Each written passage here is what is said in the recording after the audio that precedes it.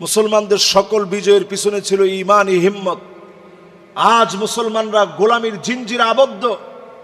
এর অন্যতম কারণ মুসলমানরা এখন পূজা আর রোজারে একরকম বানায় ফেলছে, যেরকম পূজা ওই রকম রোজা। এবং দেখবেন সবাই পূজা মণ্ডপে গিয়ে এরকম তালিম আর তরবিয়ত দিচ্ছে, মনে হচ্ছে উনি একটু আগেই সনাতনী ছিল, না হলে মাত্র সনাতনী হয়েছে। এই যদি হয় মুসলমানদের হালত, আল্লাহর আদালতে এই চেহারা দেখাবেন কেমনে? ক্ষমতার মসনদ মানুষের জন্য কখনো কখনো পরীক্ষার বড় কারণ। ক্ষমতার মসনদ মানুষের জন্য অনেক সময় পরীক্ষার বড় কারণ। আল্লাহ রাব্বুল আলামিন যুগে যুগে মুসলমানদেরকে ক্ষমতা দিয়েছেন, ক্ষমতাচ্যুত করেছেন। 5টা শাসন এই পৃথিবীতে আসবে।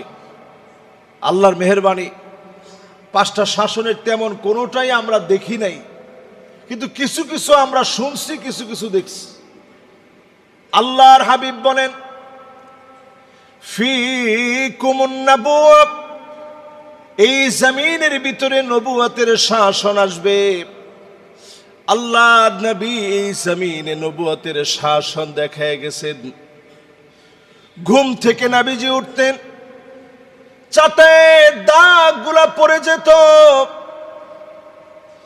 আজ অবধি আল্লাহর নবী সেই হিস্ট্রি পড়ে দেখেন, চাটের দাগগুলা নবীজির পিঠ মুবারকের ভিতরে পড়ে যেত। হযরতে ওমর একদিন অনুমতি নিয়ে গেলেন। আল্লাহ নবীর পিঠের এই দৃশ্য দেখে সহ্য করতে না পেরে বলে উঠলেন, ইন্নাল কাসরা আল কাইসার ফামা হুমা ফীহিমা।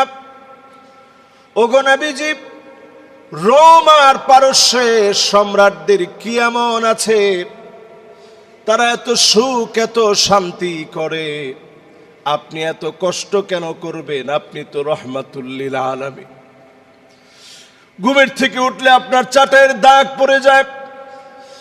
আল্লাহর হাবিব বললেন, ওমর শোনো, ফালাহুমুদ দুনিয়া ওয়ালানাল আখিরা, তাদের জন্য শুধুমাত্র দুনিয়া, আমাদের জন্য আখিরাতের দুয়ার যিনি খুলে দিবেন তিনি কে? তাদের জন্য শুধুমাত্র দুনিয়া, আমাদের জন্য আল্লাহ পাক আখিরাতের দুয়ার খুলে দিবেন।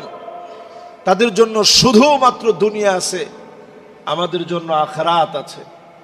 তাদের জন্য শুধু দুনিয়ার চাবিকাঠি খোলা, আমাদের জন্য আল্লাহর আখিরাতের চাবিকাঠি খোলা।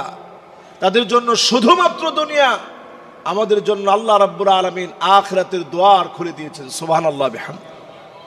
তাহলে একটু চিন্তা করেন, আল্লাহ রাব্বুল আলামিন পেয়ারা হাবিবকে এই পরিমাণ সম্মান দিয়েছেন। রোম পারস্যের সম্রাটদেরকে আল্লাহ রাব্বুল আলামিন শুধু দুনিয়া দিয়েছেন, নবীজিকে আল্লাহ রাব্বুল আলামিন দুনিয়া আখিরাতের বাদশাহী দান করছেন। আল্লাহু আকবার।